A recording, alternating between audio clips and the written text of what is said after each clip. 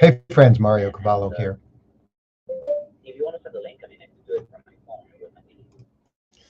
Wow, what an incredible few days here in China. Really unbelievable. But in so many ways, unfortunately, Western media has their playbook in full force, and their playbook is to exaggerate everything and make you think that things are 10 times worse than they really are. And they're not. And we're going to talk about all those things. I'm going to stay live here this afternoon. And I have a correction to make, 1:30 p.m. I thought the Beijing press conference, there's an urgent COVID press conference by the state council. I thought I saw somewhere that it said it started at 1, but actually it starts at 3 p.m. And that's okay. There is plenty for us to talk about. And while I'm online here now, still some confusion about whether it's 3 or 1:30. I read it was 1:30. Okay, so folks, here's what we're going to do. I'll teach you how to follow along what's happening in China. You go to cgtn.com if you're a foreigner and you don't read English, and you find out on cgtn.com there should be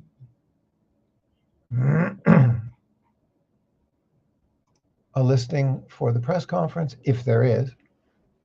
Live updates happening now. No, actually not yet. So, no, that's about Mongolia. So we don't have an answer yet on exactly what time this press conference is. Well, look, that's okay. I'm going to speak specifically with you in advance anyway about the two possibilities and the implications of the two possibilities of the tone. This is going to be like a Jerome Powell Fed meeting, a Fed announcement of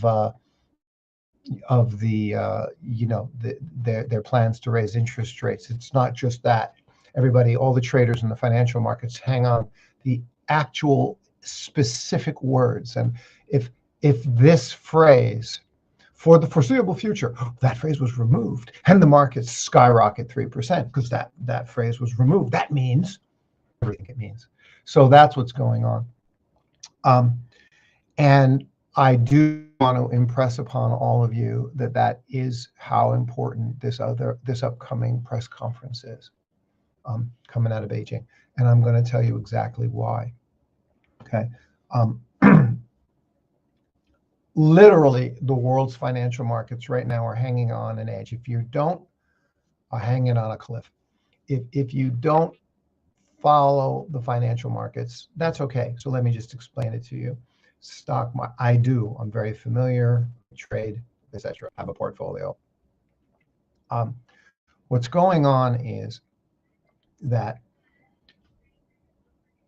because Western media was informing the world that there are,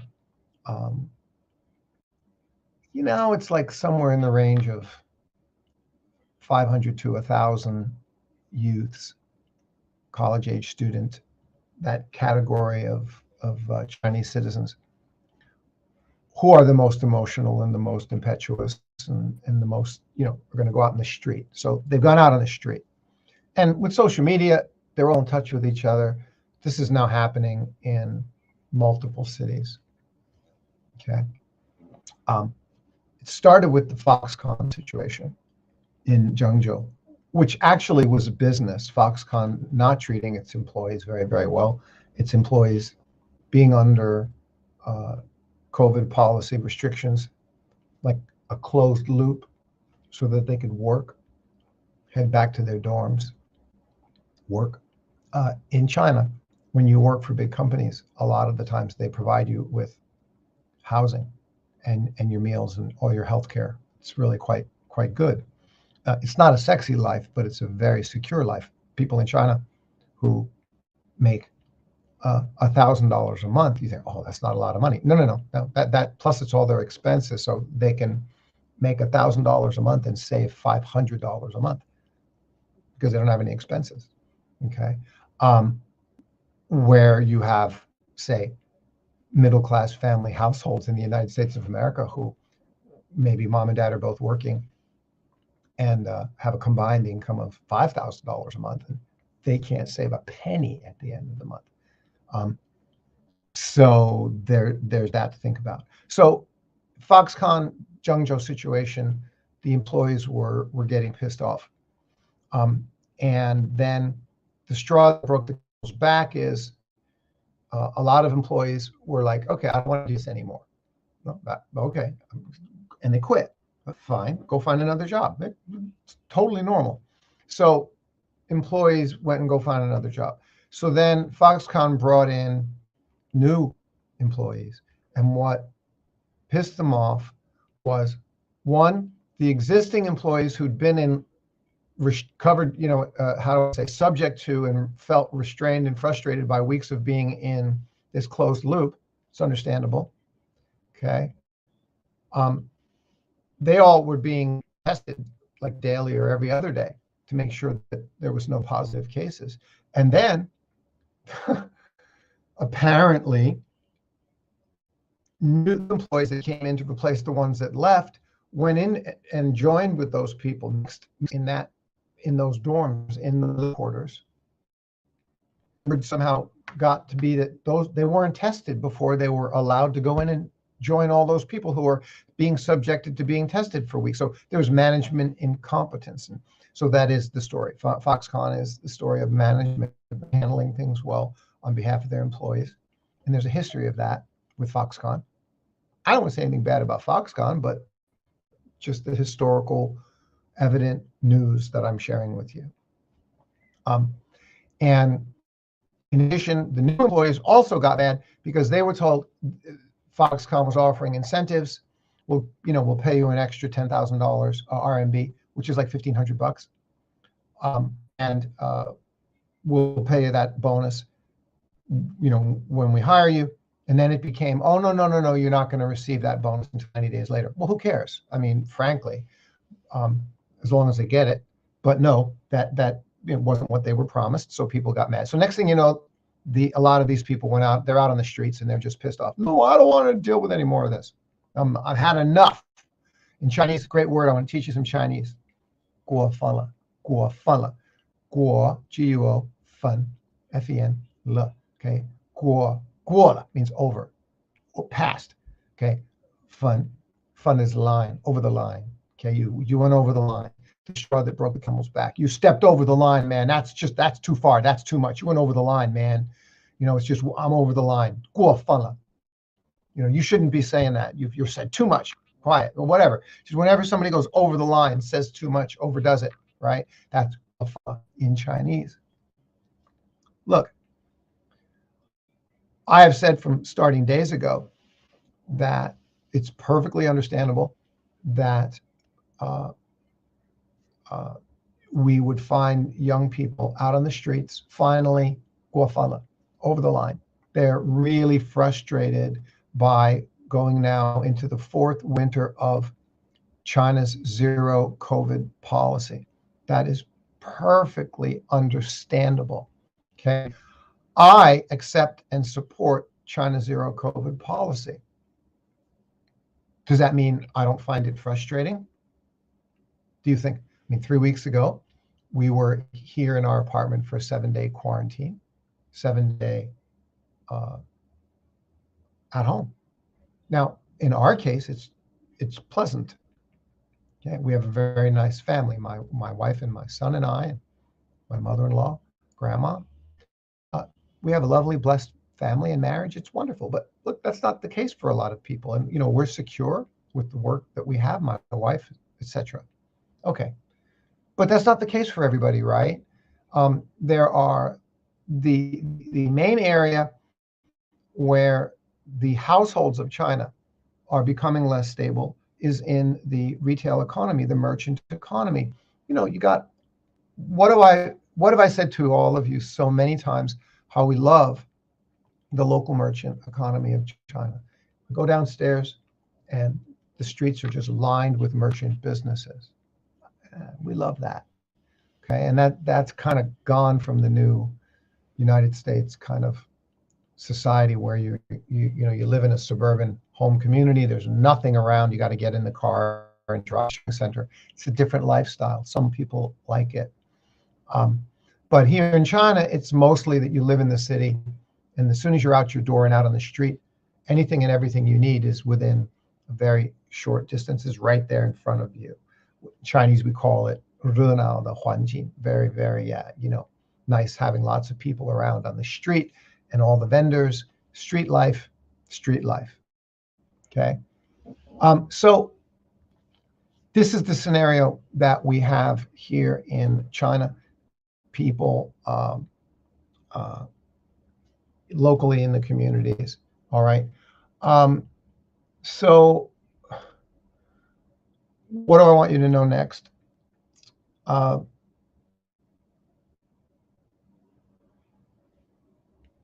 Frustration. That's the word I want to key in on, because there's like 3 or 4 different words floating around in my head. Frustration is the word. It's understandable. 4th winter going into COVID with lockdowns, okay? Soft lockdowns that move and change, okay? I was telling you that we were in a 7-day lockdown in our home 4 weeks ago, okay? I understand it. I know what it is. I know why it exists. I know what the frustration and the civic duty sacrifice of it is. And I also know what the benefit of it is too, okay? And a lot of people who are anti-China and a lot of people who are anti-zero COVID often take their eye off the ball as to what's going on here. Why is it going on? Okay, and it is to protect health. It's a public health policy. I know there's people out there who desperately want you to believe that it's about politics, and it's not. It's a public health policy. And the reason it's a public health policy that matches this society is because this traditional society that values as the stable core of society marriage, family, and children, especially with the Confucian ethic of filial piety, which especially means that you take care of your parents, which means grandparents, right? If I take care of my parents, that's my son's grandparent. So in the case of my family, we have my wife and I, my Dongbei wife, right? She's from here in Shenyang. Our child, her mother. That's our nuclear family, okay? And the filial piety to take care of mom, her mom, grandma, okay? This is the way we live. This is the traditional way to have this marriage and family household with a very high focus on filial piety, not sending your old parents off to a home, or often just living independently and separately from one another, as they more often are doing in the West. I'm saying all of these things without criticism. I'm just describing the differences. So this is a traditional society rooted in marriage and family stability, okay? So it's perfectly understandable that the focus would be on what I just said, protecting your family. It's a natural, obvious, at least I think now you can see that it's a natural and obvious set of priorities that would put zero COVID in motion, put zero COVID in place, right? This is the point. This is the situation. And so that being the case, you have a policy that's protecting people's health, protecting your parents, grandma and grandpa, is a top priority. It's going to mean it's going to hurt the economy. And for the first 2 years, that was okay. Okay, people could more accept it. But now when you're going into the 3rd year, you have students who are now repeatedly being subjected to being in, say, lockdowns in their dormitories and universities. And then you have the small merchant say, Mr. Lee, my friend Mr. Lee, right? Just a guy who has his restaurant. And the first year, it cost him money. And the second year, it cost him money. but this is now the third going into the fourth winter, and he's out of money. He's broke. So he's really frustrated because he's trying to take care of his family. So this is the moment where China's at. The benefit of all of this has been tremendous. I've also described the difficulty that it's caused too, right? So I think no matter what you do, folks, this is there's a no-win situation. This is a pandemic. A pandemic is a real thing. It exists. It's not over yet. The Western countries who are opened up are now experiencing Omicron going crazy. Australia, 85%, 80+% of the deaths for Australia are Omicron deaths. So no, the West is not doing well with opening up with Omicron. You didn't understand, okay? And do not believe anything I say.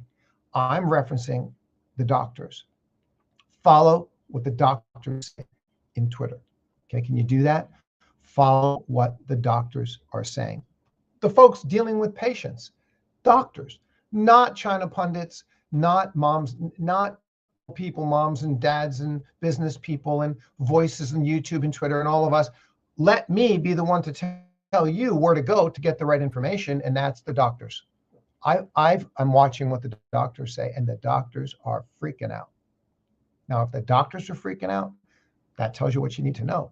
The pandemic ain't okay. Let me do some adjusting on my screen here.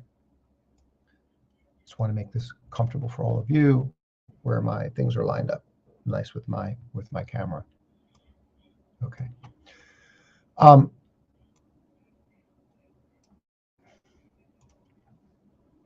So I want to make, next say this word about, we understand the difficulties of dealing with the pandemic and the difficulties of zero COVID, but what has the benefit been?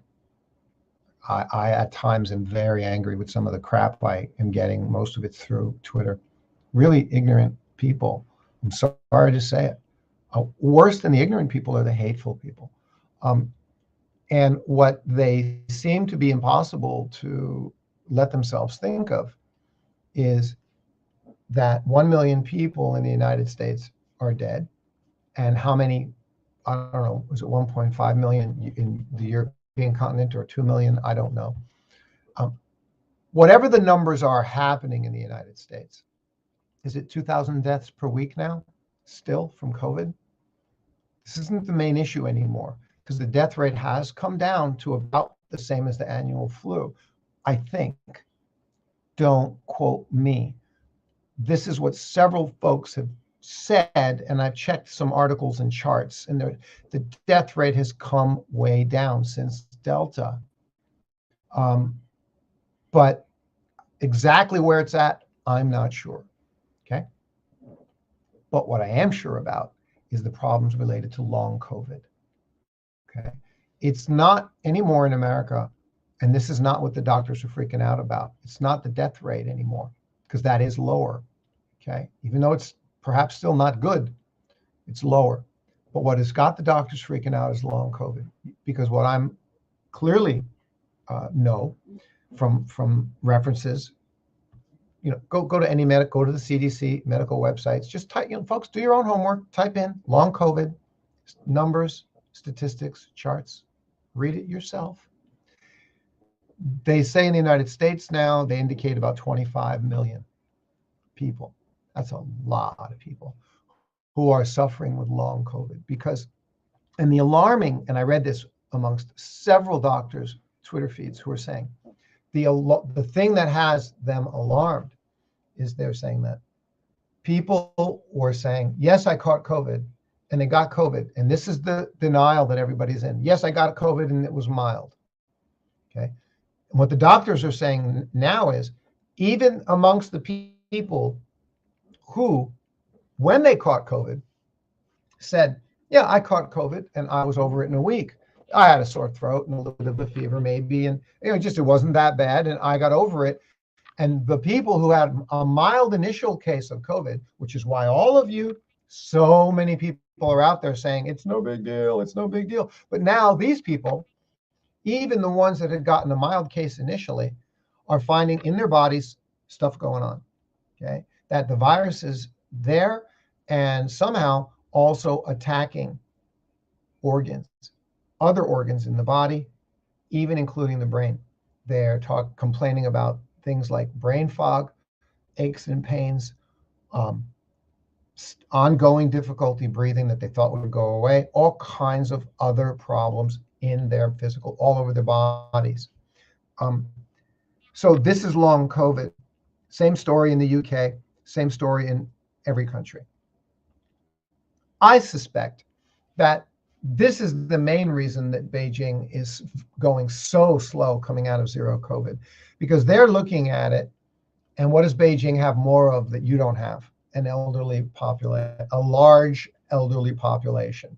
So, wow, like I could just imagine how much of a burden it would be to my family if my mother-in-law, who's a lovely woman,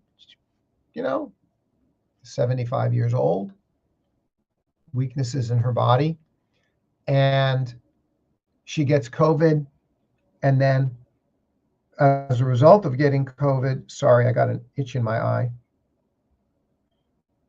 When she gets it, it doesn't kill her. Okay. But then she starts having a whole host of other problems in her body. And this is going to so burdensome to the whole household, not to mention her own suffering. And this is 25 million people in the United States. Okay. And what I'm telling you is the flu doesn't do that. And the common cold doesn't do that. Andrew Tate, I called him out in one of my other articles. There's a real problem with this guy. Anyone that thinks he's saying are stupid and dangerous. And he was interviewed by Piers Morgan, the famous guy, the famous UK host. And Piers Morgan corrected him because Andrew Tate, who is otherwise an incredibly smart, intelligent, successful guy, people criticize him because they say he talks too harshly about women. Okay, fine. I'm not here to talk about that. But he got banned on social media platforms. And he thinks that that's the reason he got banned. And I'm telling you, the reason he got banned is because he's spouting his mouth off saying that COVID is just, I'm not going to wear a mask just for the common cold. Why would I do that? That's Andrew Tate. Okay. And that's stupid, dangerous misinformation. It's wrong.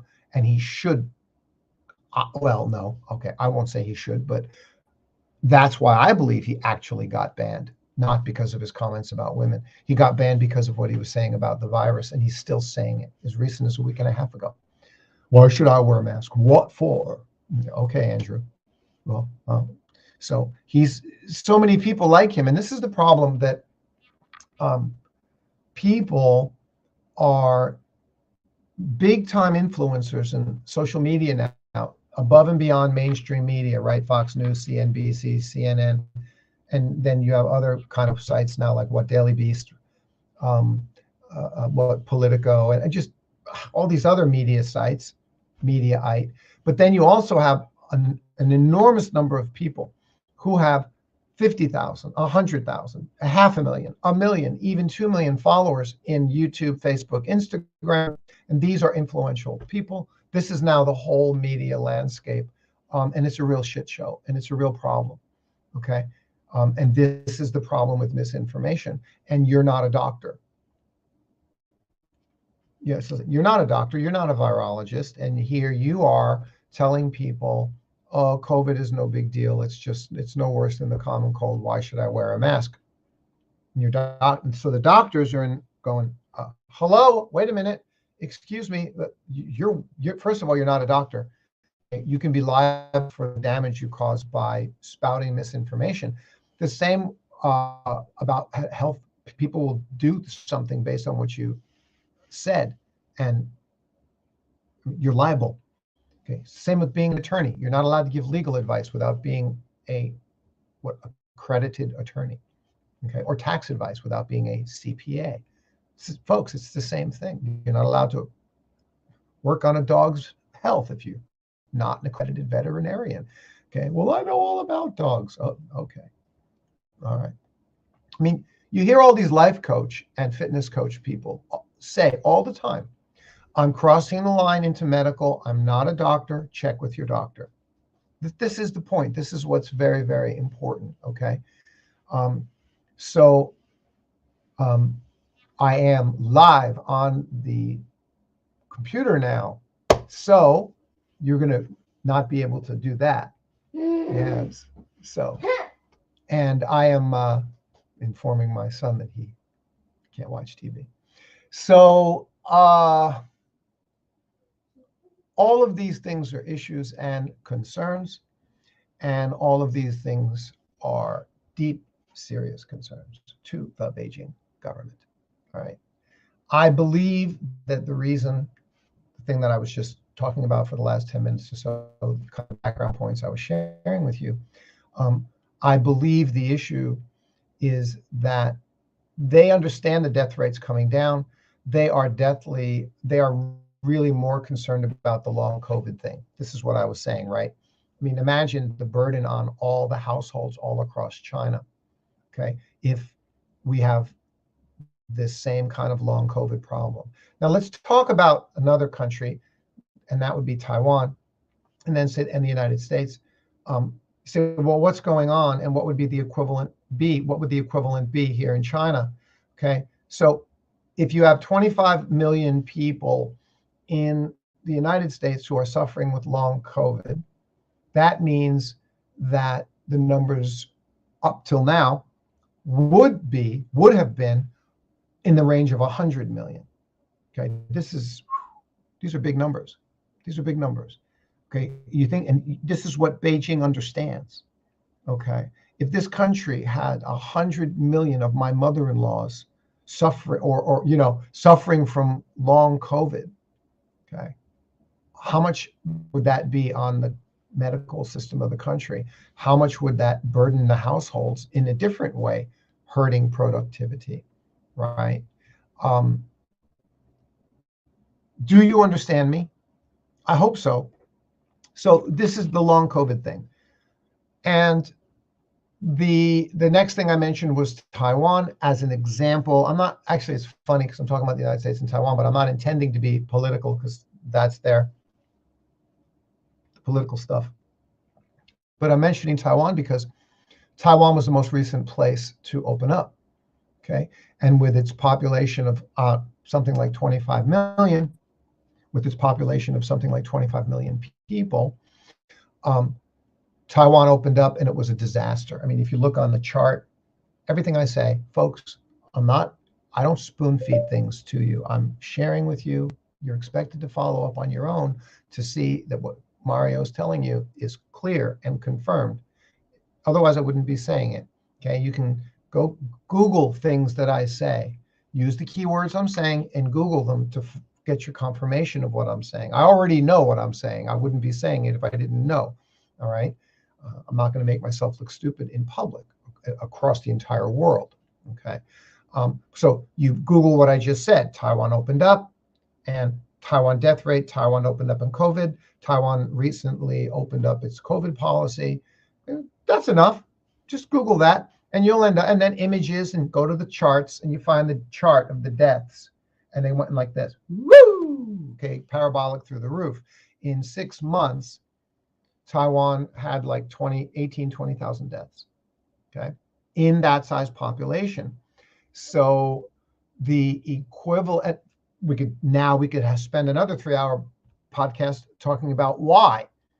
Okay, there's all kinds of reasons why. Were they vaccinated? Weren't they vaccinated? Which vaccine? How many were vaccinated? Which age category were vaccinated? And because they were all locked down, and then their immune systems weren't ready for COVID when it did finally hit, so then it was worse. All those factors. We could spend hours analyzing all that stuff. Okay, and you should educate yourself. Okay, I'm familiar with those things, but again, I'm here to share and help you get an understanding of things when there's specific medical topics. I'm not an expert. I'm not the director of the CDC, so I'm not going to go too deep. But I point you to where to go on those things, okay? Which is go to Google search, go to credible websites, and read and follow up on what I'm saying to you. So if that's what happened in Taiwan, then that means, and this is where we get to the tough part, If China goes ahead and opens up like Taiwan did, because there's 10,000 youths out on the streets of 7 or 8 cities who are really frustrated and out there, and well, some of them are stupidly chanting down with Xi, but the 90% of them are out there because they're just frustrated about COVID. And they don't want any more testing. They don't want any more freedom. They want their freedom. They don't want any more testing and lockdowns. And it's understandable. I said that back in the beginning, didn't I? It's understandable. Okay. So I wonder how understandable it's going to be when they have their lives back. And then in the next 6 months, China opens it up, open it up. Let's do what Taiwan did. And then 1 million Chinese people will die. And I want to give you a head count on that. 80% of the people who die, who catch COVID and die, will be elderly, which means 20% won't. Oops. So how many people is that? That's 200,000, could be 250,000, okay, who are younger people, people like me, okay? I'm not that old, right? People in their 30s, 40s, 50s, and 60s. Are you in denial of the fact that a whole bunch of people in their 30s, 40s, 50s, and 60s have died of COVID? I know too, personally. My dear friend is dead, left his 10-year-old daughter behind that he was raising. He's dead. That's it. He's dead. Died of COVID. Flu doesn't do that. Common cold doesn't do that. He's freaking dead. Okay. My brother had a neighbor. Used to see him all the time. The guy was fit as a fiddle. He was buff. He was one of these buff guys. He was like one of these older men fitness guys, like on YouTube. He was like one of those guys, fit as a fiddle. Not anymore. He doesn't have a voice anymore.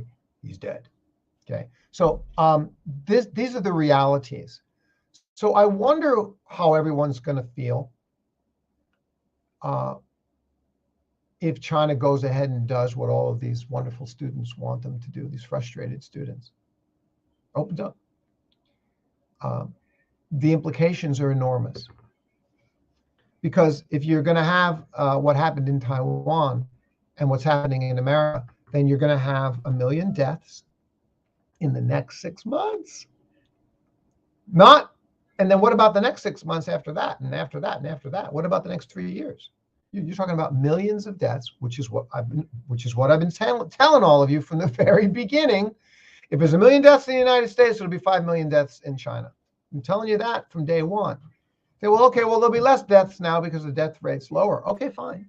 Still way too many deaths. Well, you can't do anything about it. It's life. We're going to die. Okay. The economy is more important. Okay. I hear you. I want you to hear me. Okay. This is a no-win thing, folks. Option A has this set of difficult consequences. And option B will have this set of difficult consequences. Do you understand? Okay. And all of this is what's hinging on what we're about to hear and learn about at this State Council COVID emergency called press conference on COVID, which is I still think is coming up at 3 o'clock.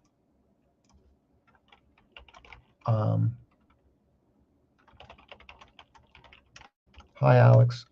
So one of the people I often do podcasts with is Alex at iChongqing, and also Fernando at Are You There Yet? And Jason at the bridge in Beijing. Great. I'm looking for confirmation on when is the Beijing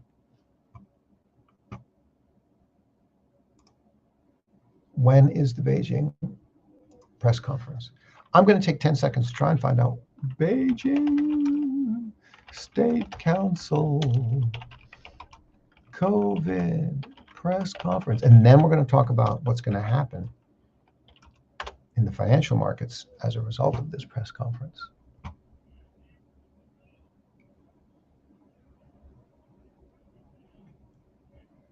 Yeah, okay. We're looking confirmed at 3 p.m. Okay, that's it. We're confirmed 3 p.m. Okay, which is 40 minutes from now.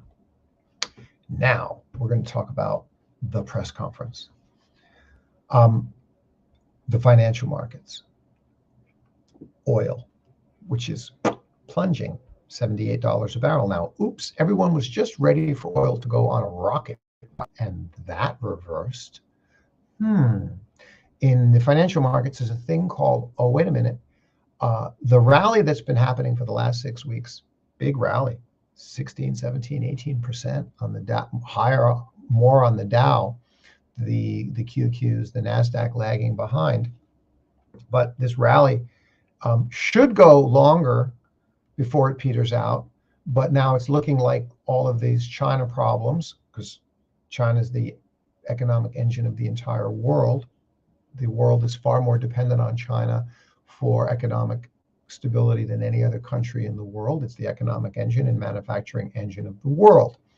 If in the 2008-9 financial crisis, China had not rescued the United States of America financial system, it would have melted down.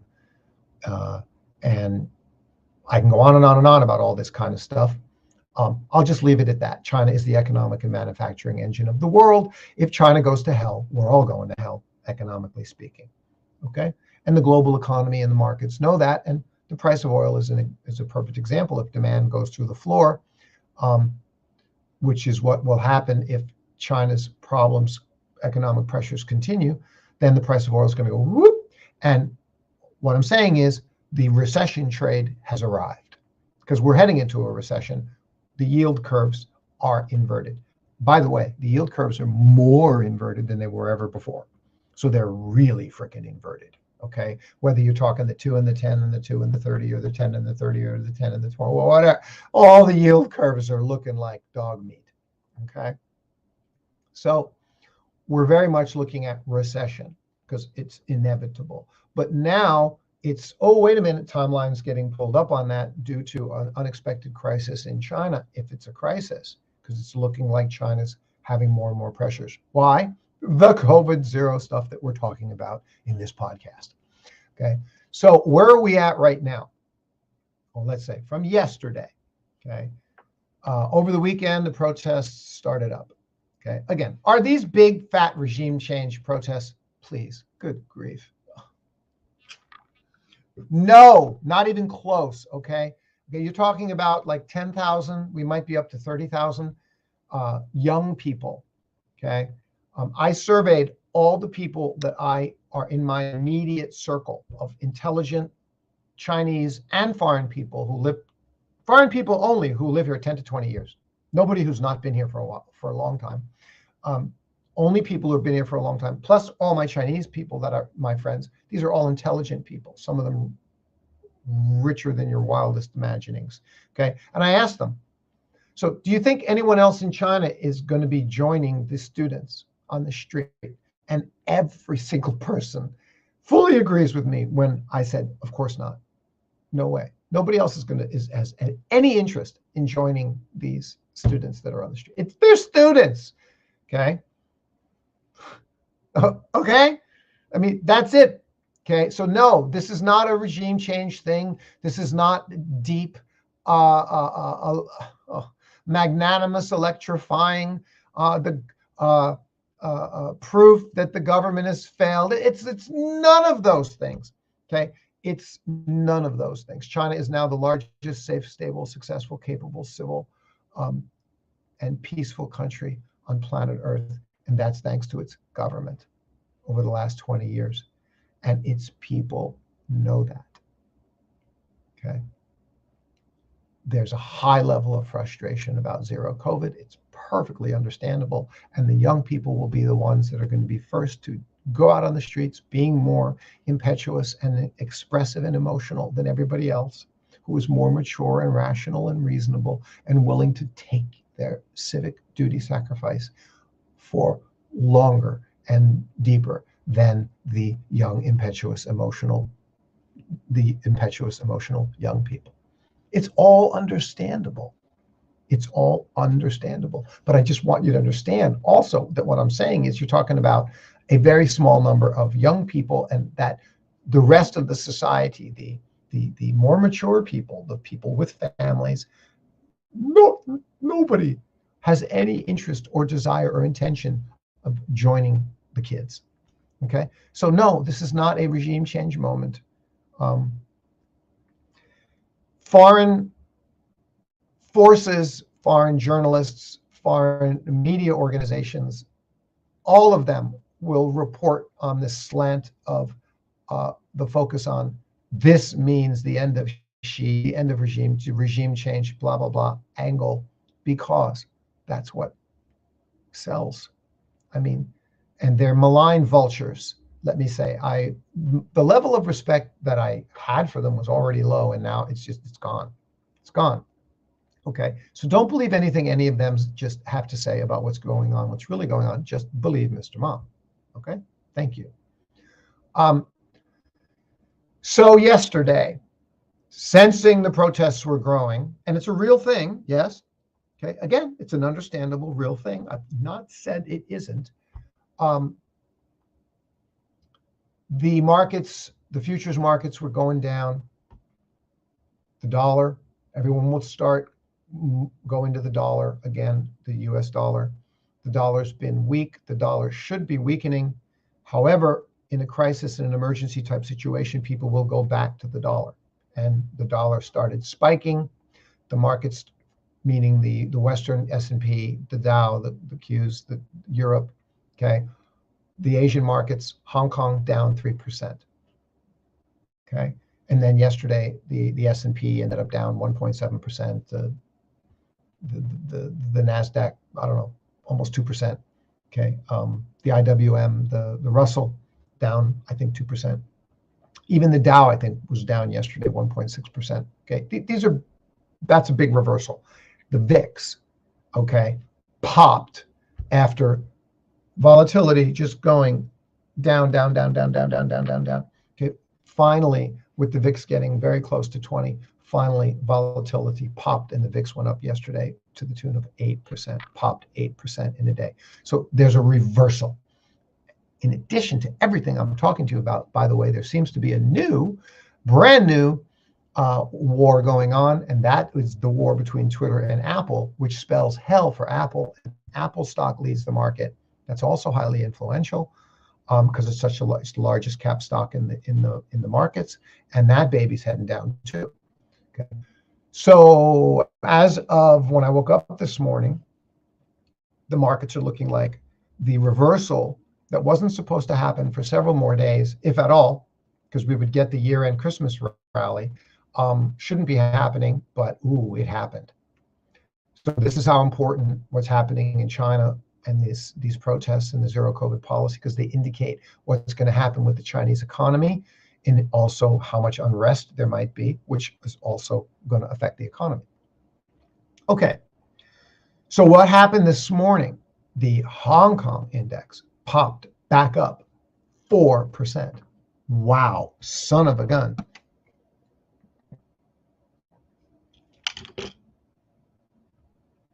I'm going into my Webull account and checking some additional numbers.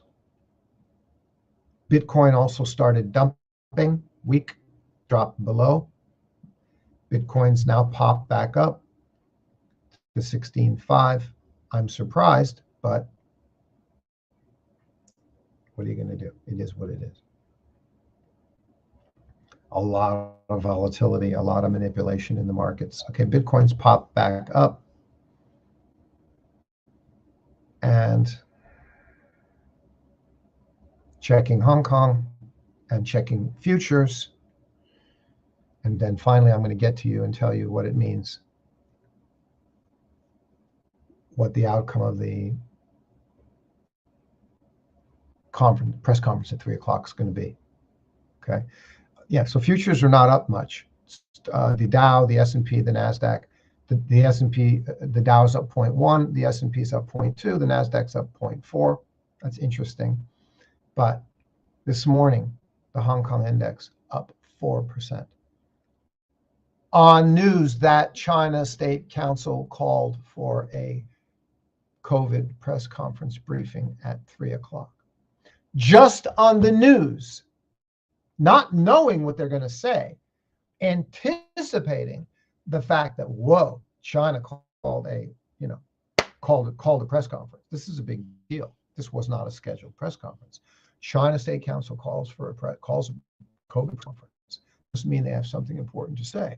Somehow the markets anticipate that that's a good thing, because I don't know why they're thinking that exactly, but that's what they're thinking, because the Hong Kong index jumped 4% ahead of China's COVID briefing. It's now up 3.76%. Okay, I got to check something here.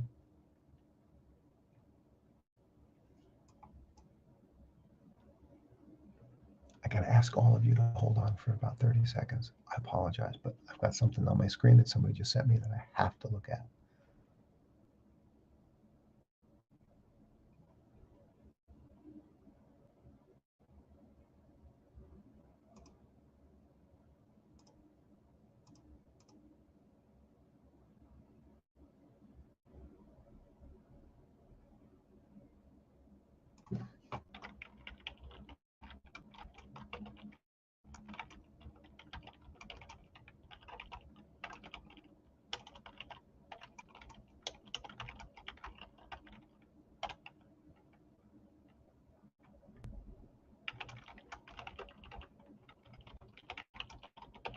Sorry.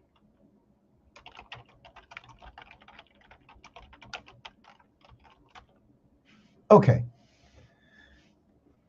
With all that background, where we're at right now.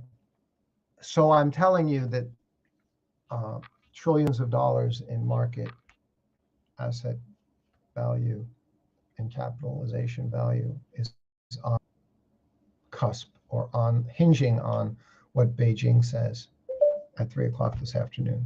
I kid you not. Okay, because this is going to go one of two ways. All right. Now, again, Hong Kong already went up 4%. They're anticipating good news. Well, what would good news be? Okay, good news would be, in the eyes of the world's financial markets, good news would be that at 3:00, the China State Council comes out and says that they are appeasing, that they are going to push to open up, that they're realizing that they've pushed this as far as they can. They've been incredibly successful, saving millions of lives, preventing all the long COVID cases. But now they're going to have to gradually move into opening up, because the economic circumstances demand it. And because now, we even have, I don't know if they're going to mention it or not, but we even have, many young people who've gone to the streets to express their voice. We hear them too. Will they say that or not? I don't know, but you can bet they do listen to the will of the people. Their government exists to operate for this will of the people. I know so many of you don't believe that, but that's okay. The government exists for the people, to run the society for the best of the safety and stability and well-being of a good society for the people. That's like why they exist. If the people aren't happy, they're toast, as we're seeing, right? So I mean, they listen to the people, and they're like, okay, we've pushed this as far as we can push it. We can't push it anymore.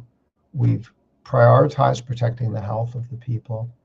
It's been successful, but the cost is getting too high.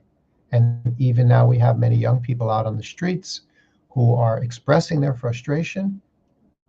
We already knew it was difficult and frustrating, and now these young people are out on the street expressing the frustration, and that just confirms what we already know.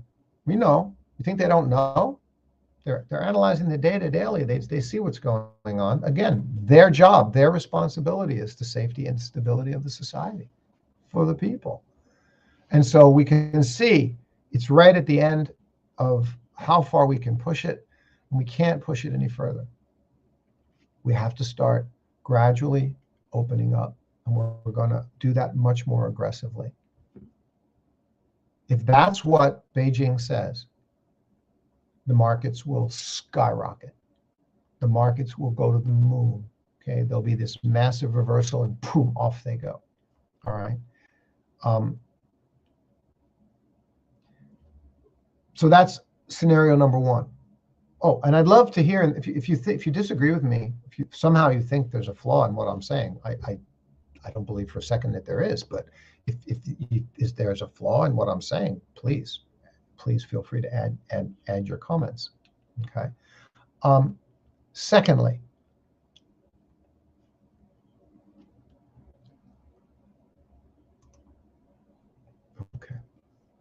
second scenario, if the state council comes out at 3 o'clock and says our zero COVID policy, and a hard line, our zero COVID policy is essential.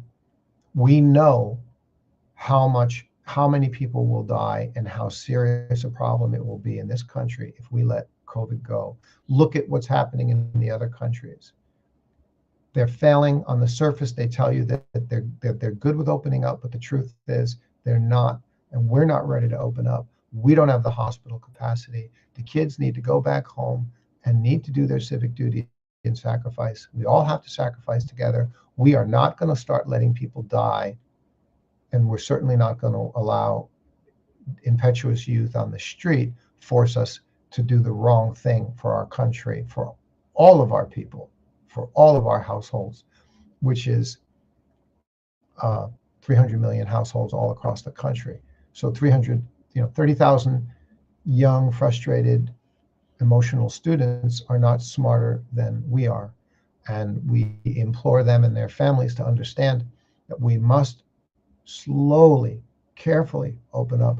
We cannot push and accelerate this. If we do, it will cause massive problems. So hard line, sticking with zero COVID. If they say that, the markets are going to continue tanking, like they did today.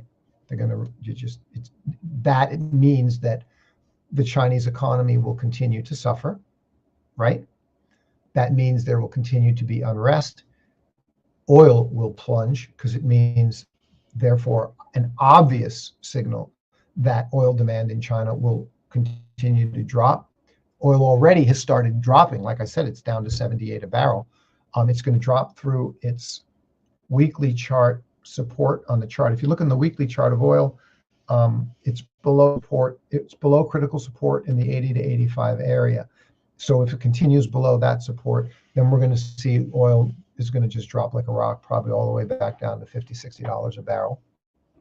And all of this ushers in the reversal of the rally, continuation of the bear market down toward 3,000 on the S&P. And this is the ushering in of now we've arrived to the recession trade, which is a continuation of the bear market, and ugly and bad for the whole world economy. And that's all of China's problems that they're going to expect China to have. That's the announcement that they make at the press conference. And that's on top of all the crap that's already happening in Europe, in the United States, in the UK, the Ukraine war situation, and all the other geopolitical problems that are happening.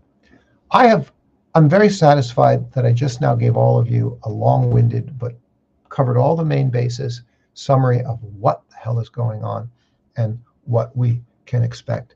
And amazingly, how so much hinges on the meeting that we're going to hear from in about 20 minutes. I'm going to stop right now, and I'm going to go through and say hello to all of you, because one of the things that I haven't done while I've been talking to all of you is I'm now going to stop and say hello to all of you who are in the comment section. I got 41 comments. I'm going to now go through and let's just have a chat together. I'm going to look at and respond to many of the things that I'm seeing here in the comment section. Hey, Fernando. So check out, are you there yet? Fernando Munoz and his lovely wife and their 2 dogs. He wrapped up his English training business center down in Dongguan, which he had for many, many years, very successful. He's a very successful businessman and an entrepreneur, and he's a Dongguan distinguished citizen. What a super guy. And I had the pleasure of starting to work with him last year. We shot a CCTV documentary together, which was amazing, and on the road with the film crews for 30 days. And then I've done many podcasts, as you know, with him. Since then, we have our War on China show together. He has his channel called Are We There Yet? So he left. He moved on from his English training center business that he had for well over a decade. Very successful. He moved on from that and moved on from his apartment, moved out of his apartment, bought an RV to do a project of going on the road to see China and filming and shooting along the way. So that's what he's doing. So check him out. Amazing. And also, he and I just did a couple of podcasts recently. So, go to my YouTube channel here to check out the most recent podcast that we did. Also, Alex with iChongqing, same story. Super guy. And he has his Reporterfy Media YouTube website. We just did a couple of podcasts together as well. And so again, make sure you watch those because we're deeply discussing what's been happening with China and COVID.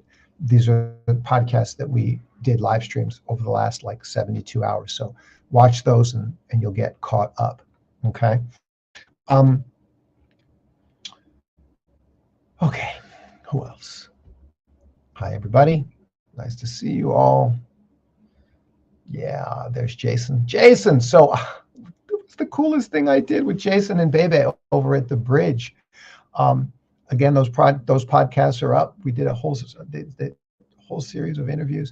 Nothing political there, about life and culture and history in China. It's just wonderful. Check those out. Hey, Jason, how you doing? So, but I want to look at the comments. Wow. Good morning from people all over the world. Yeah, again, the mainstream media makes all of this seem like it's, all about calls for Xi to step down. I mean, this is a tiny, tiny number of stupid, young, emotional people who really should be keeping their mouths shut, not saying such stupid things. Okay. Some of you might disagree with what I just said, but you understand what I'm saying. The Chinese government is the most trusted government in the world. I mean, you've got Harvard and Edelman surveys, which consistently rank the citizens of the country consistently rank their government as high trust and high satisfaction. And the number one in the world is China, typically side by side along with Singapore. So the people understand that the government has been responsible through its series of 5-year plans. We're in the 14th 5-year plan now. Warts and all, right? No government's perfect. And on the local level, government officials are a pain in the butt and all that stuff. Yeah, no government's perfect. People are human beings.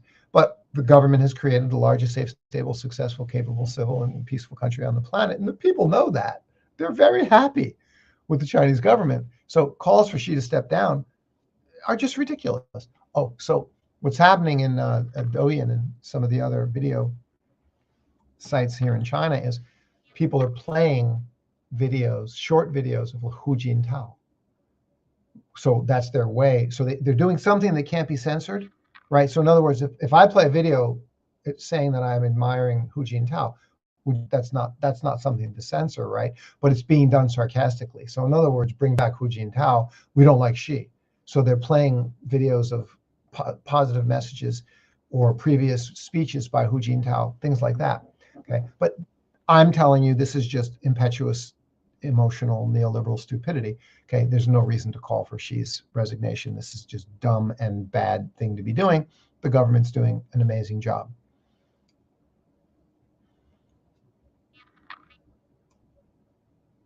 Yeah, I don't know what that means. CCCP mean must release Western journalists. I don't know what that. Maybe if you're talking about the BBC guy that got arrested. Every time the police arrest somebody, I'm thinking to myself, they had a reason, right?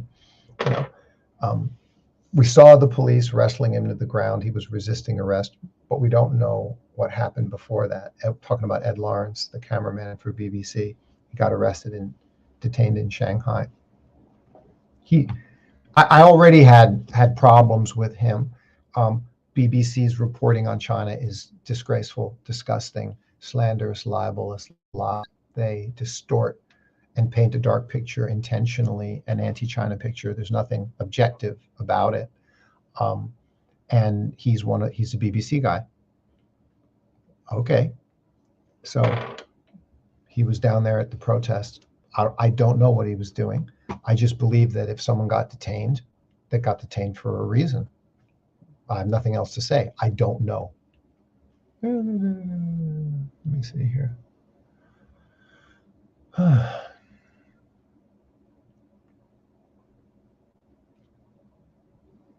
Yeah. Oh, so the same guy talking about how China should release all Western journalists. When you say China should release Western journalists, I'm not aware of any Western journalists who are in jail. As far as I know, all of them are working. I was saying the other day how it might be okay if they all get thrown out, because if they're not a report on China without this negative bias, if they're going to continue to libel and slander China in their reporting, why let them stay? Screw them, throw them all out. But that's like, be thankful that the Beijing leadership is far more patient and reasonable and diplomatic than me, okay? Because they won't do that. They're so good at being restrained and letting things play out slowly. It's amazing how much provocation the West has brought them, and they patiently they give the other guy just enough rope to bury himself, right? So China's great. They're far more diplomatic than I am, and they're not booting out the journalists. Maybe they should, but they don't. Because then it becomes tit for tat. The Americans did this to the Chinese journalists. What was it? Was it sanctions? What was it? I don't remember.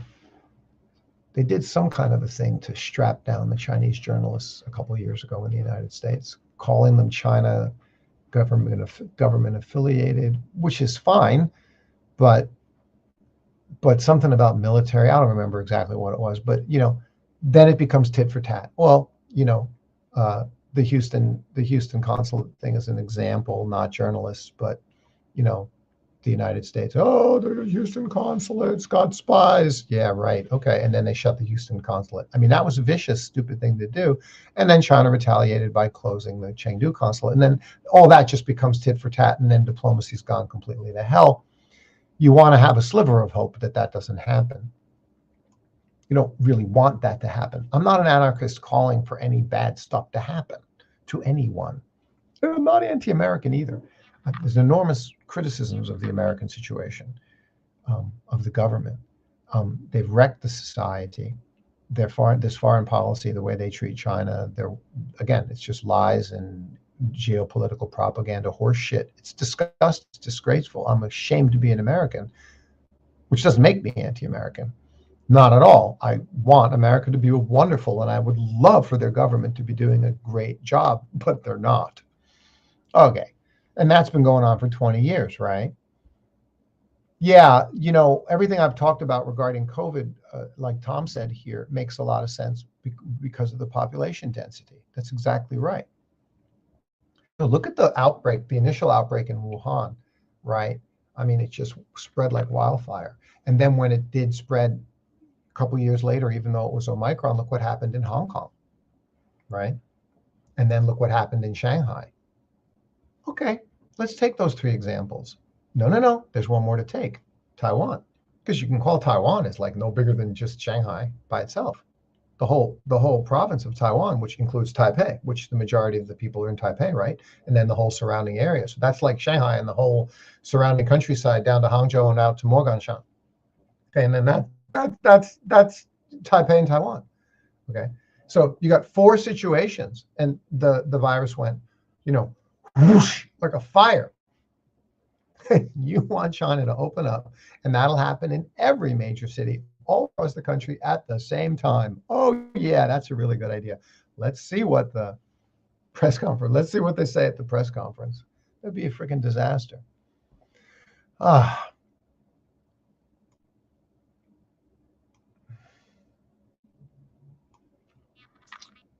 Yeah, guys, just the difficulty of losing family members. I mean, this is what China hasn't experienced.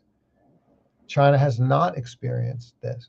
1 million which is 800,000 elderly parents and grandparents, are dead, okay, in China and in the United States. And so what about the pain of the families dealing with that? Like I said, including my friend. So we don't think China will completely open until they develop a better healthcare system in the world by well.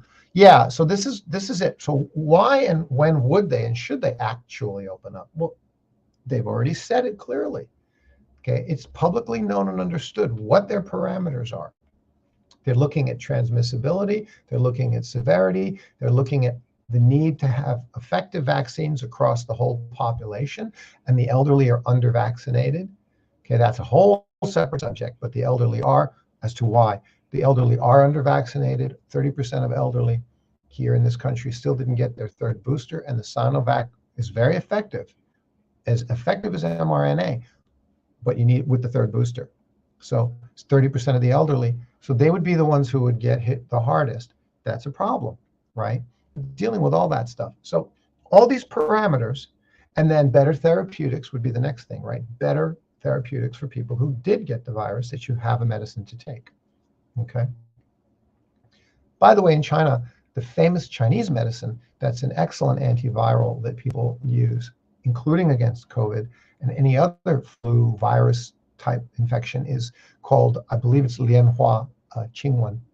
Okay, very famous, very well known herbal. Okay, also Pudilan. Okay, but again, these help, but they're not a full solution. Well, and we know now the vaccines were not the vaccines were not the magic solution we were all looking for, were they? Neither the mRNA nor the Sinovac. Okay, so until all of these factors could be improved, okay, well, what are the 5 items that I mentioned so far? And then here's another item, which is the capacity of the hospitals. So they're building satellite hospitals, lots of hospital room beds all around. Some of the people call them quarantine centers, but they're really just hospital centers, which says, okay, look, I live in Shenyang, huge city, 8 million people, 9 million people, beautiful city, famous Shenyang city, Dongbei City Hospital downtown, famous, huge place, okay, huge. It's already crowded every day.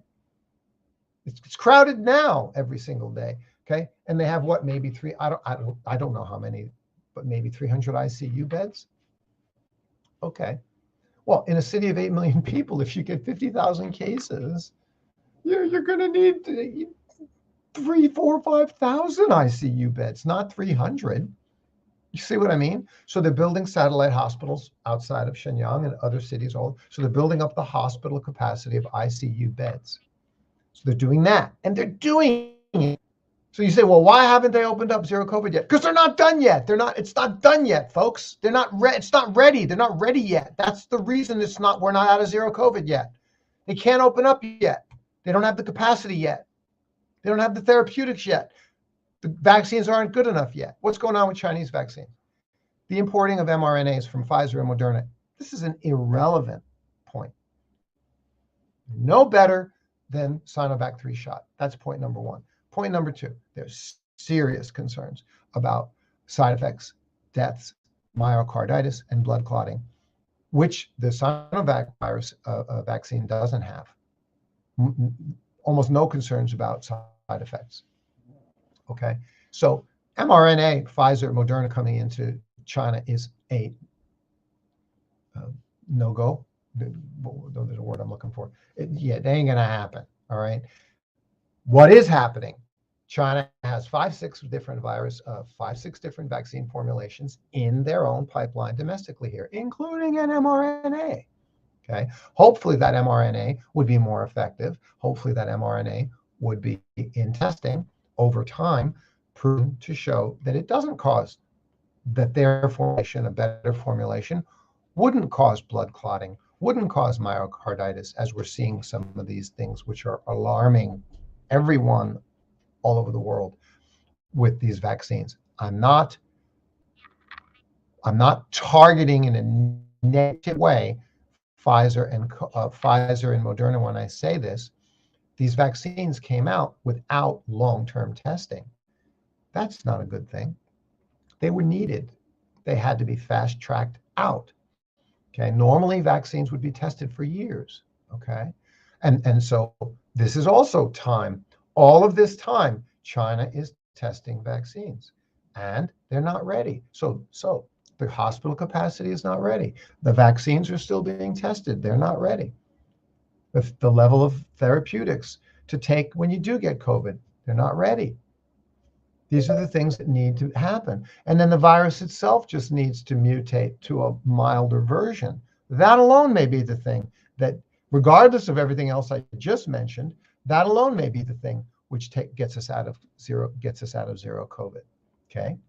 Because the example I can use, which was the topic of my original article that became famous, which was Something's Not Right Here, Folks, which I originally posted on LinkedIn, was comparing the situation between the COVID outbreak to a previous pandemic, which was H1N1. H1N1 was very serious, folks. It was bad. I hope you know that. H1N1 was bad, okay? And H1N1 was particularly bad because unlike most flu-type viruses, I shouldn't say flu, unlike most viruses that hit a population, most viruses, the majority of people who die from them are older people. But with H1N1, it was the younger people who were dying. And I mean, including teenagers. It was bad. Go check it out on the CDC website. Okay. But now are we all worried about H1N1? No, it kind of, it faded into the ether.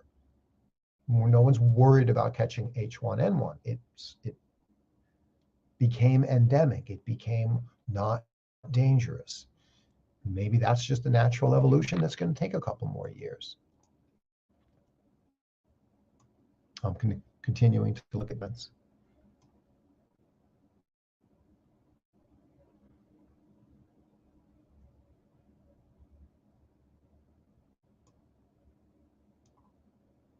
Hey, Kevin. Yeah, this is the point, is that, zero COVID is a preventative measure as opposed to a response measure. And China proved for the first 2 years that prevention was the better approach. The economy blossomed. Understand that even now, the majority of the country isn't affected. We say, well, wait, there's cases all over the place. Yes. So here in Shenyang, where I am, and there's like 100 plus cases a day, and that's high for China. Okay. High. But, and so there are, I'm guessing there's probably 6 apartment buildings where there's cases that are in quarantine. Like I mentioned, we were in quarantine for 7 days, 3 weeks ago. Okay. So there's targeted quarantine. So we have to start calling this something. I think we'll just start calling it soft lockdowns or soft quarantines, because the whole city of Shenyang is operating normally, except for one thing, at this high level of cases. Okay. Not the restaurants. The restaurants are takeout only. So then they're not currently allowing dining in the restaurants. So then there's a damper on the economy. Okay. But besides that, right, society is normal. Okay. And that one thing is very bad for the restaurant owners. Don't get me wrong. Okay. So it's not like the country is a disaster. 90% are the same. 90% of the time, only 10% of the population at a given moment in time are affected. Okay. If you get particularly unlucky, your whole city gets shut down, like Chongqing now, and some other cities. I don't know exactly which ones in China. I didn't check before I started the podcast, but like right now, Chongqing City is in day 19 of a hard lockdown. This is not sure. Then you're unlucky, and then it's a lot tougher. But the majority of the time, zero COVID works, where in a week to 2 weeks, the virus gets cleared out of the city, and you're good to go. Okay, it's successful. It works. Okay, again, we're in that inflection point where it's getting harder and harder and harder. So what's going to happen next? I don't know. We're all going to find out. Oh, what's this about money? What's this? Yeah. One of the things that needs to happen, one of the things that needs to be addressed is that uh, amongst the young folks, everybody's vaccinated. It's like 90% plus. So nobody needed to be encouraged to get vaxxed. They're all vaxxed. Everybody's vaxxed. They got to go back now and cover the elderly. Okay.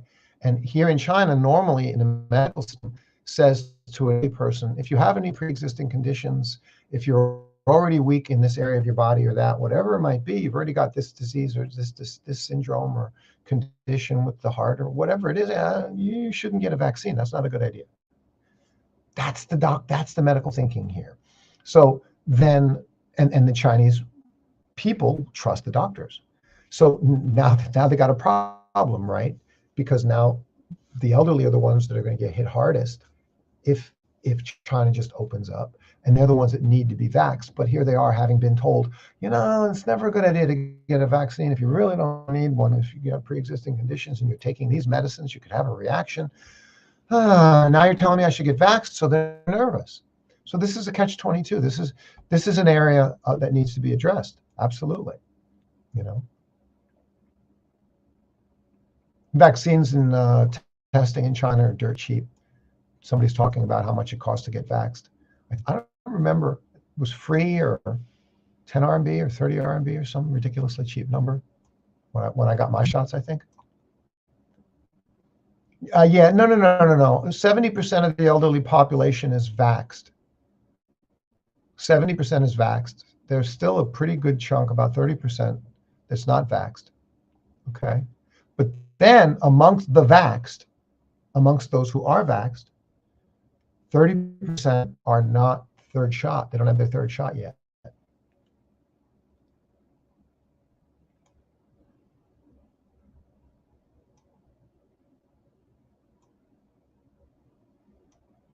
Oh yeah, 30 seconds counting. Oh, the 3 o'clock. Wow.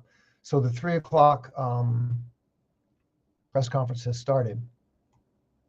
Yes, I'm not going anywhere. Hi, Akeem. I'm here. It's 3 o'clock. I'm still here. Yeah, that was my intention. I'm just going to hang out with you guys on this live stream about important issues. Don't need. What did I get? Spammed with some dating thing? Sorry, don't need that. And let's keep going. Yeah, Kevin. Yeah, Kevin. That's right. China will open up under its own terms. Yeah. Oh, yeah. Well, we're going to find out real quickly here what its own terms means. Okay.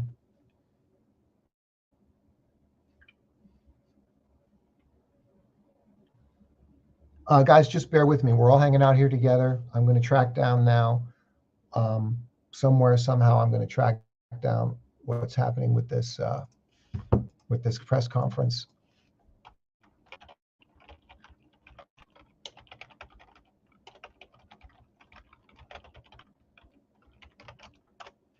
I'm asking Jason at the bridge if he's checking it.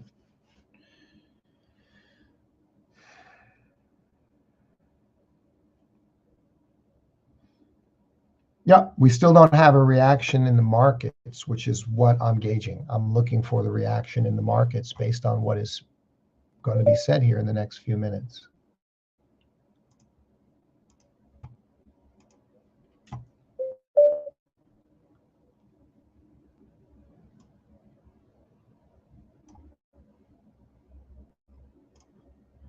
Hey, Jason. Yeah, I'm not on my live stream.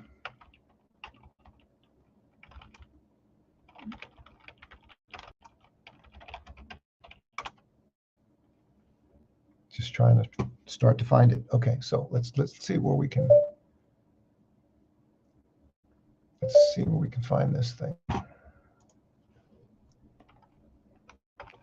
China press conference. COVID. Yeah.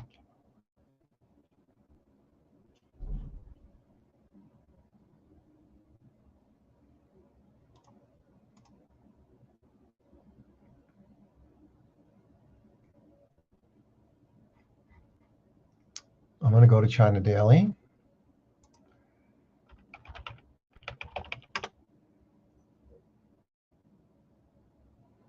You know, what I'm trying to find, of course, is, you know, one of the Chinese media just having a link to the press conference, you know, a live link, and they didn't do it. It's looking like they didn't do it.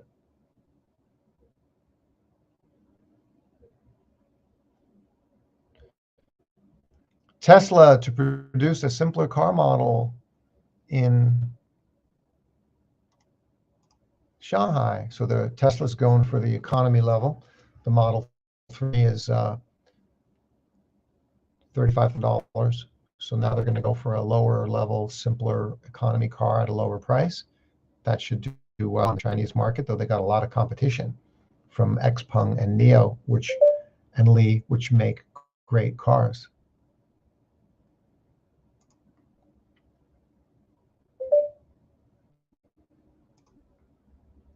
Oh, I got news. Shanghai Disneyland closed again because of COVID-19. Ooh.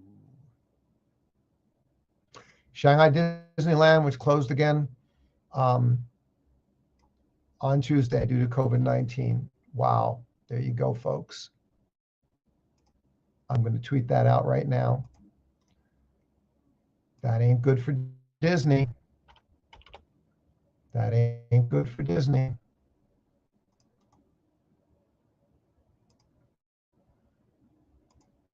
Back with you guys in the comment section in a second. Feel free to put in the comment section if there's any other related topics, specific questions or things that you want me to cover or talk about. See where we can point in the right direction to get good answers. Not good. Shanghai Disney. Not good. China, COVID. Yeah, this is the point, folks. COVID-19, you know, COVID is not over. Okay, the pandemic is not over. It's changing, but is not over. It's not even close to being over. Now let me read some of this. Twitter has become the most malign, hateful place on God's green earth that you could ever possibly be for people who want to hate on China. It's just disgusting.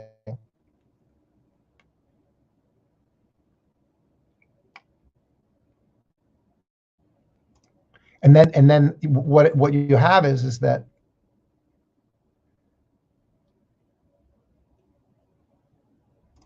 how is Pence hateful? Are you joking? Really?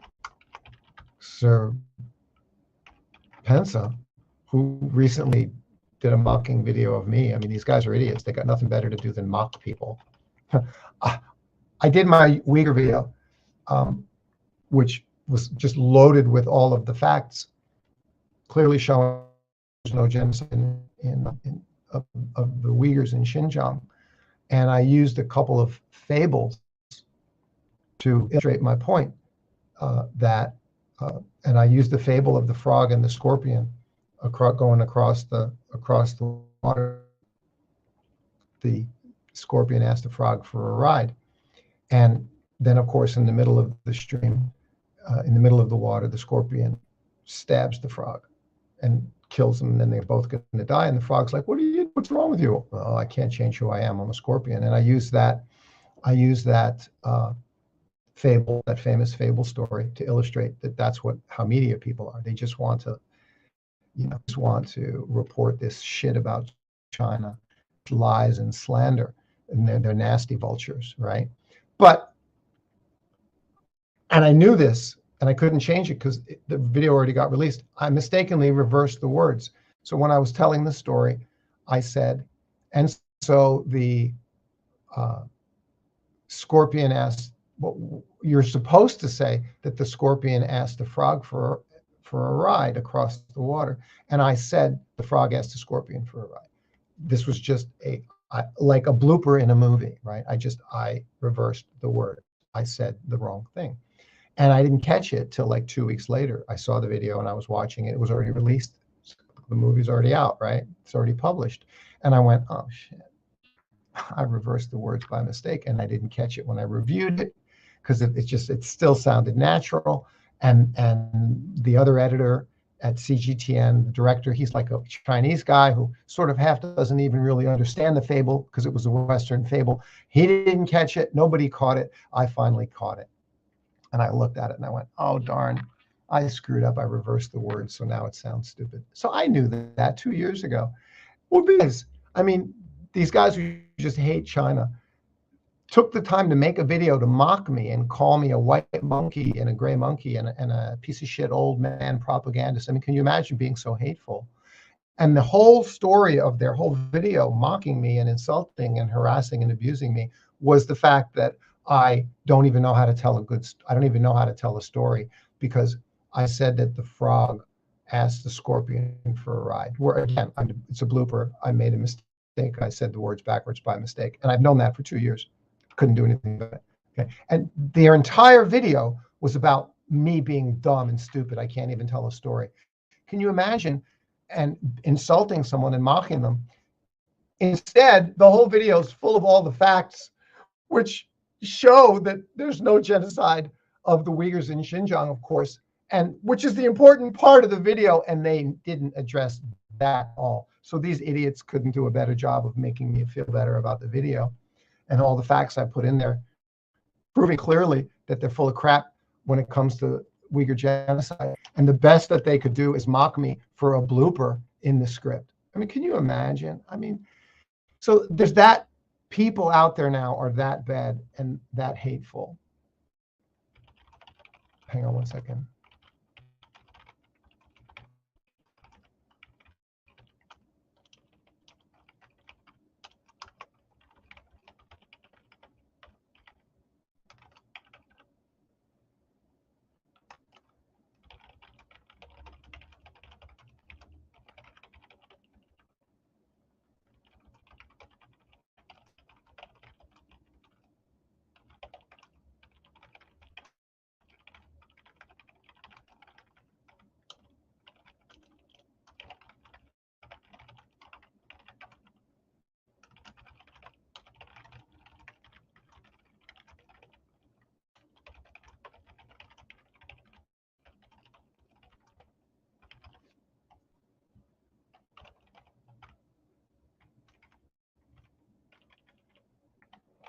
Again, I'm going to come back to you guys. I'm here. I'm good.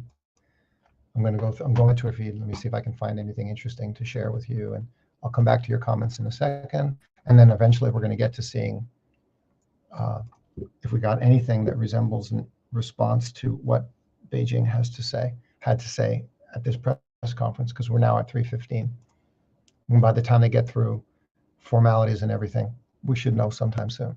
Meanwhile, let's see. My Twitter feed. Oh, God. Oh, yeah. James Melville pointed this out.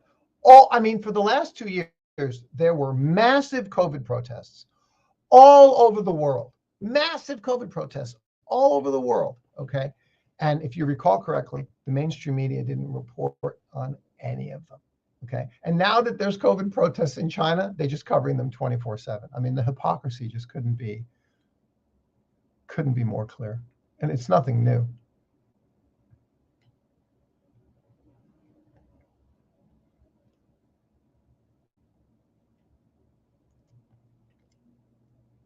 Yeah. I'm not seeing anything new in my feed. Comments about all the things we've already talked about.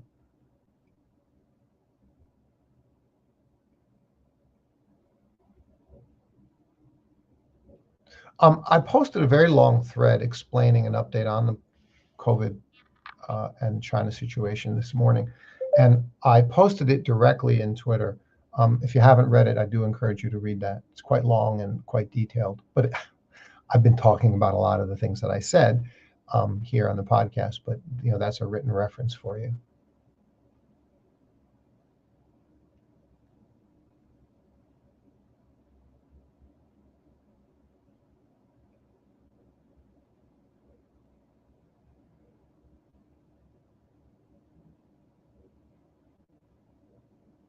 Again, I'm just scrolling through my Twitter feed.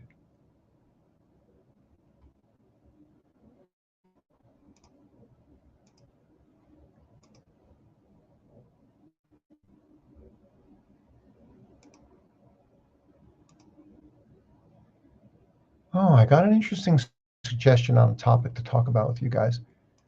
What's going on with the internationalization of the RMB?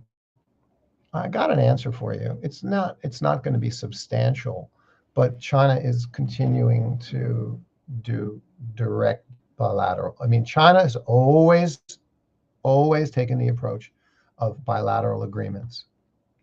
And what bilateral agreements also means is agreeing to do business in our direct currencies. Okay.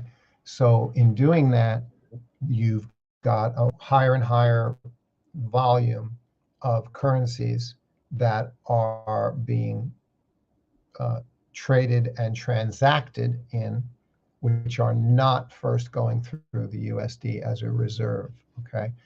All right. Look, that's really interesting. And all of that's going to be happening more and more over the next 2, 5, 10, and 20 years. However, you need to understand the stronghold of the US as the world's reserve currency is enormous. Okay. I want you to think for a second about how big the stock market is. Okay. The S&P 500 stock market. I mean, just trillions and trillions and trillions of dollars. Okay. And you're thinking it's so massive, you can't even believe how massive it is. Well, what is the stock market dependent on and based on? What drives the stock market? Share prices? No, you've missed the point. The bond market. Okay. The debt market, the bond market, the issuance of the money itself. And the bond market is X times bigger than the stock market. Okay. And this is the bond market. And this is the currencies. This industry, this market is enormous. It's in the gazillion. They don't even know how much, because the derivatives market, they don't even know. They can't even calculate it. Okay. It's in the gazillions of trillions. And the US dollar is the bank of all of it, is the reserve currency of all of it. Courtesy of post-World War II, courtesy of Bretton Woods, and all the other decisions that got made, Nixon taking the dollar peg off of gold, the gold peg off of the dollar, however you want to describe it technically. So while more and more transactions are going to be taking place, bypassing the US as the currency reserve, it's still enormous advantage, and it's not going to stop anytime soon. Okay. All right, now I'm going to go back to the comments. Hey guys.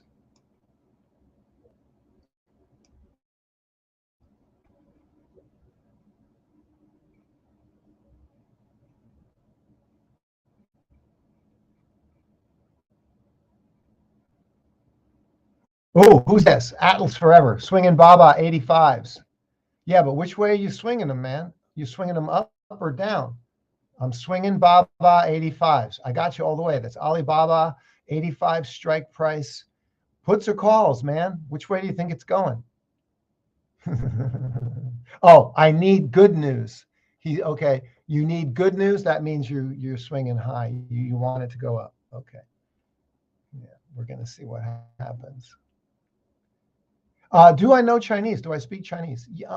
Yes, I will speak some Chinese and let's talk about that. That's a good one to talk about.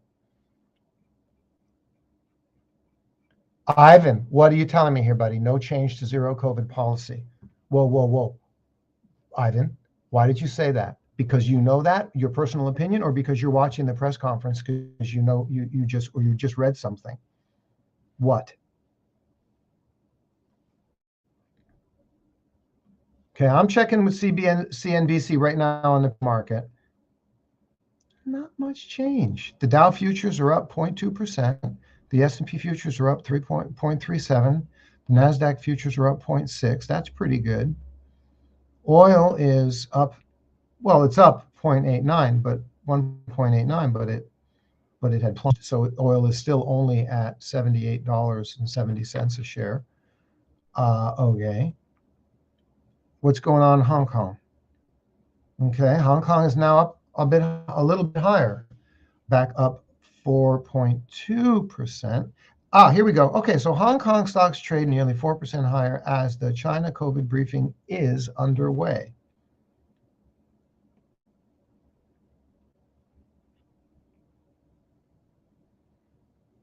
Normally news sites have like, stay on this blog for updated information. We're covering it live. And I'm just not finding anything like that right now to know what's going on with this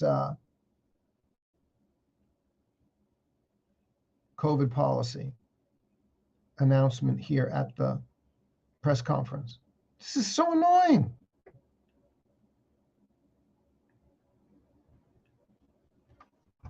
All right, let me do this. China press conference live now.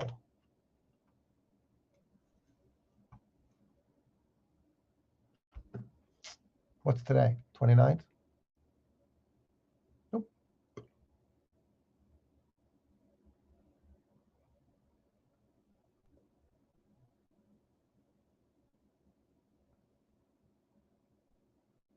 Nope.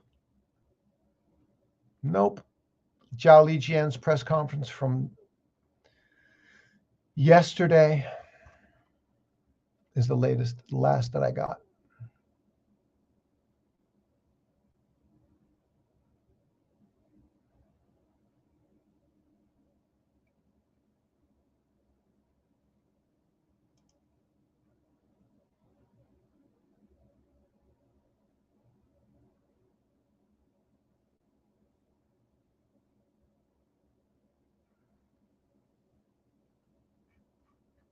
Oh, so something new came in. Hang on. What's new?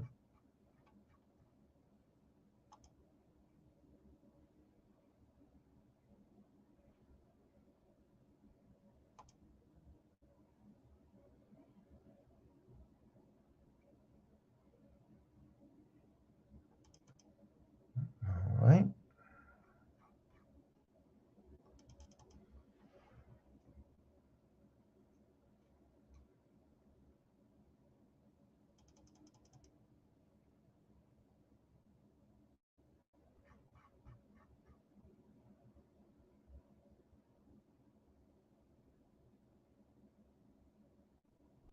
All right, I'm getting some kind of an answer here.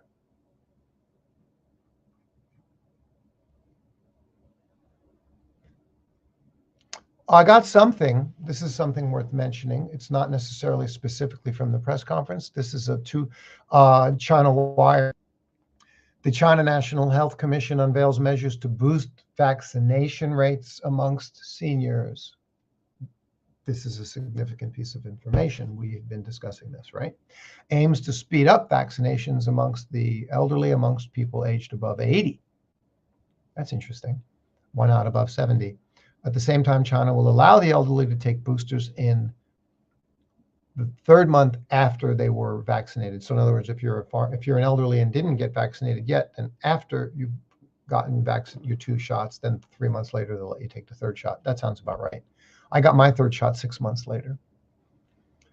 And we'll use the big data to target the seniors for COVID-19 vaccination. By the way, authoritarian, totalitarian China has never mandated vaccines. I mean, there was protests about vaccine mandates in the West, and you're all complaining that China is so totalitarian. They never made anybody get a vaccination. They always, small numbers of professional people in the medical industry, they were like, no, you need to get vaccinated. But they never required and mandated. Now, here's a person asking a stupid question. Boosters of, and doing so as a smartass. Boosters of Sinovac? How will that help? Yeah, you just want to kill people. I mean, I should say you want to smack people.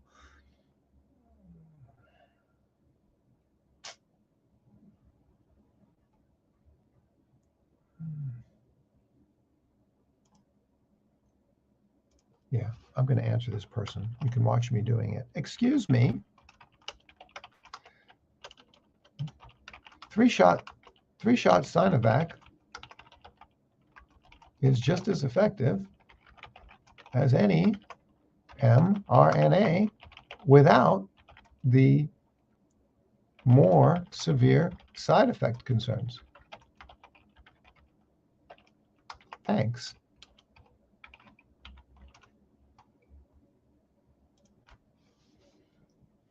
What do you think about people who, like, I know The Economist and the article, which I have the link to somewhere, and the chart, that I should include it in that, right? Well, you didn't include a reference in what you just said. Well, I just don't believe in spoon feeding people. It's just like, what do you want? People are so lazy, you know?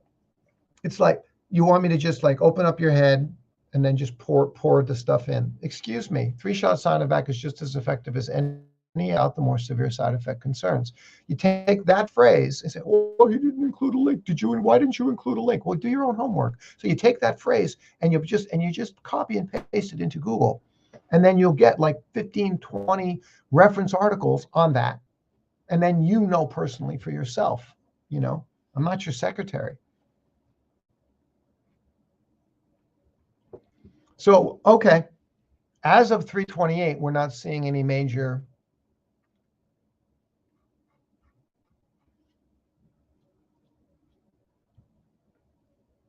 anything major here happening in the markets. I'm not quite sure how to take that.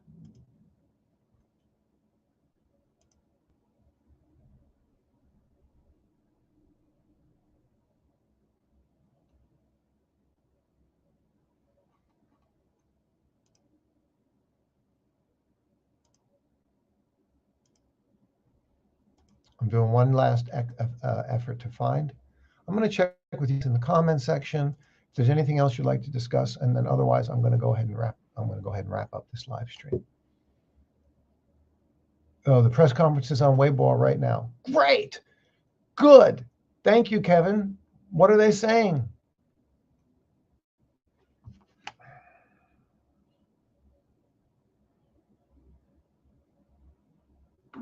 I'm driving at the moment. Hang on, folks. I want to check with a couple of my buddies.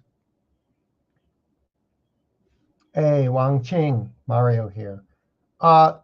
Someone just told me that the press conference at 3 o'clock about COVID update is live on Weibo right now.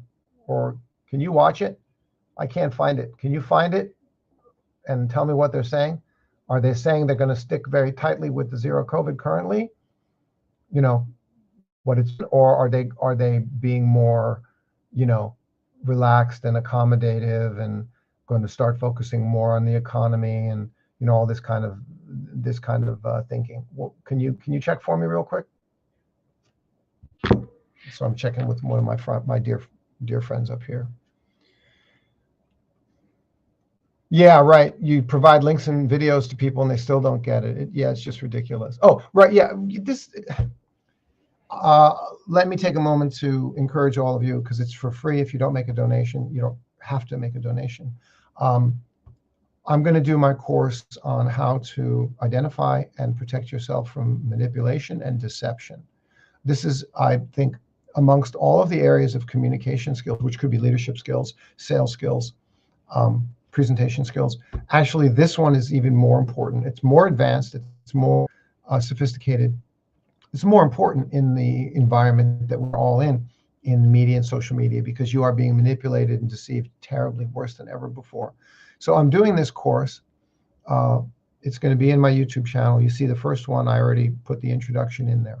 And what made me think of it was this, just now brought it up, is this fact that you're arguing with people and they're doing these things. They're doing these things to manipulate you.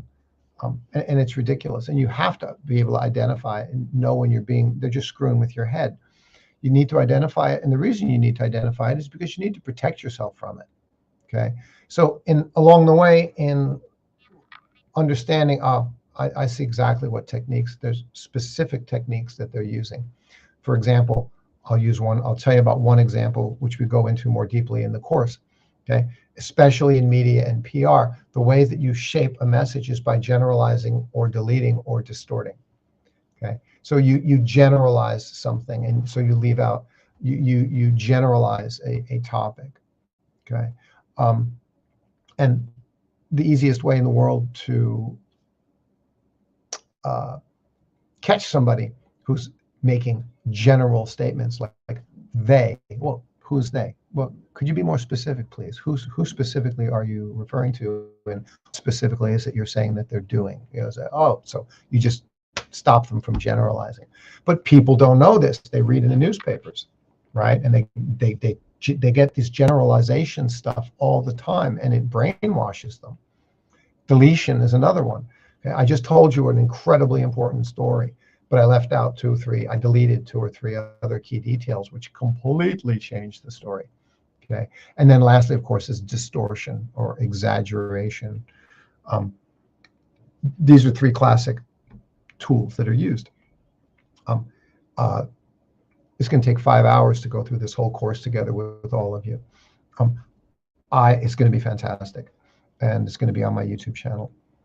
So for those of you who are more interested in that topic, just stay in touch. You'll see on my YouTube channel that it's there. So please do subscribe and follow me there on the YouTube channel. And also, let's see, my newsletter, Mr. Ma's Counterpoint China, is on Substack, which is a really nice platform for newsletters, for articles. So that's good. Substack, my newsletter, Mr. Ma's Counterpoint China. Please subscribe to me there. That's it. Good. And who's this? HK Man. Finished your home isolation today. Yeah. Yep. Nice. Good. You're in, you're out, you deal with it. Good to hear. Good to hear. Glad your daughter's good. Okay, let me see what's going on with the markets.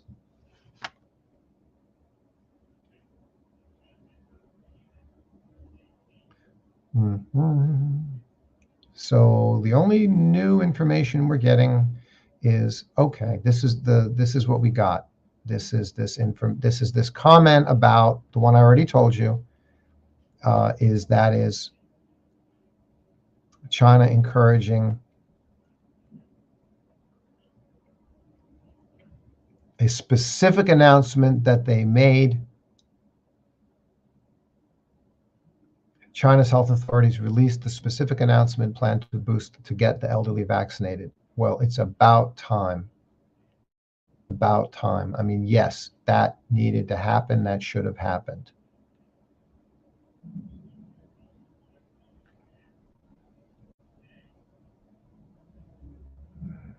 And I don't have anything else for you today, folks.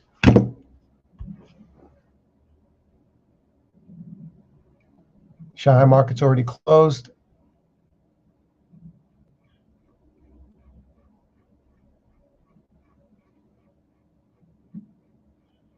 Yeah, Hong Kong government handled it pretty well there for you. Hong Kong government delivered masks, test kits, Chinese herbal tabs. I bet you they were Lianhua Qingwen. Thermometer, oxygen on the day of our positive test. Yeah. So again, the majority of the time, zero COVID is a successful policy in China. It's that 10% of the time where it's causing problems, needs to be addressed. We're going to see what's going to be happening in the coming days. I'm going to go ahead and this live stream. Thanks to all of you for joining me. Appreciate it very, very much. Be safe, be well, be wise. Protect yourself from the manipulation and deception of all these anti-China haters, especially Western media people. Wow, they're the worst. All right, I'm going to stop right here. Thanks, everybody. Take care. Bye-bye.